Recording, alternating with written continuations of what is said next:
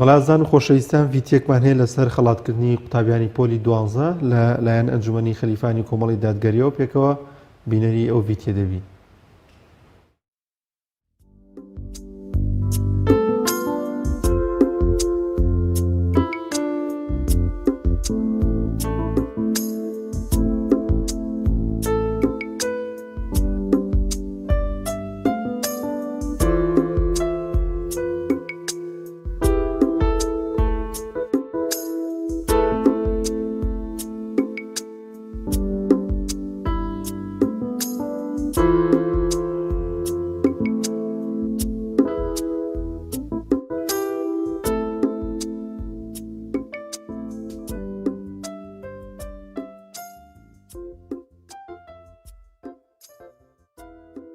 بەناوی خوای گەورە میهرەبان ئێمە وەکو ئەنجومەنی خەلیفانی کۆمەڵی دادگەری لە درێژەی کار و ساڵەکێکانماندا ئەم ساڵش هەرستان بە ڕێز لێنان و خەڵاتکردنی کۆمەڵی قوتابی کوڕوکس بە بۆنەی ئەوەی کە دەرەجەی باشیان یا لەسەر دەرەجەکەیان لەسەروی نوهەتەوەیە پێمان باش و پێمان چاک بوو خەڵاتیان کەین و ڕێزەیان لێبن.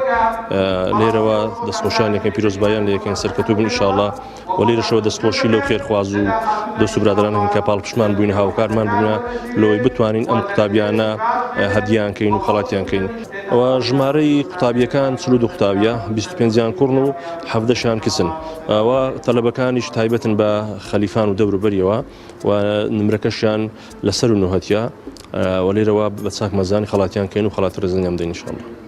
سەرەتا بەنای خۆی گەورە و میهرەبان زۆر سوپاسی ئەنجومەنی کۆمەڵی دادگەری خەلیفانەکەم بۆ کە هەڵسە بە خەڵاتکردنی یەکەمەکانی سنووری خەلیفان و دەوروبەری. من خۆم لە قوتابی بووم لە قوتابخانەی ئامادەی خەلیفانی زانستی کچان لە قۆناغی زانستی کە توانیم کۆنمرەی 96.85 بەدەست بێنم. زۆر سوپاسی خۆی گەورەکەم کە توانی یارمەتی دەرم بێت بۆەوەی ئەم نمرەیە بەدەست بێنم. وەروەها زۆر سوپاسی دایکم و باوکمەکەم کە ئەوانیش هەمیشە پاڵپشتم بوون و سوپاسی یەکە بەیەکەی یعنی ئەندامانی خێزانەکە مەکەم خوشک و برایەکان بوو. وەروە سوپاسی مامۆستایەکانیش مەکەم کە ئەوانیش هەمیشە لە پشتی ئێمەوە بوون. ئەگەر ئەوان نەبوونە تەواانە من نەمەتوانێت ئەو کۆنمرەیە بەدەست بێنم. سەرەتا سوپاس بەخوای کە توانیم ئەو نمرە بەرزە بەدەست بێنم.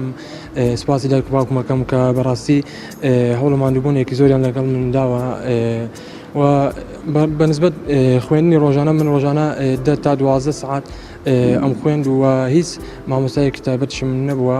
هەر خۆم ڕۆژانە خوێندومە و پشتم بەخۆم بەست بۆ و پشتم بەخوای گەورە بەستووە.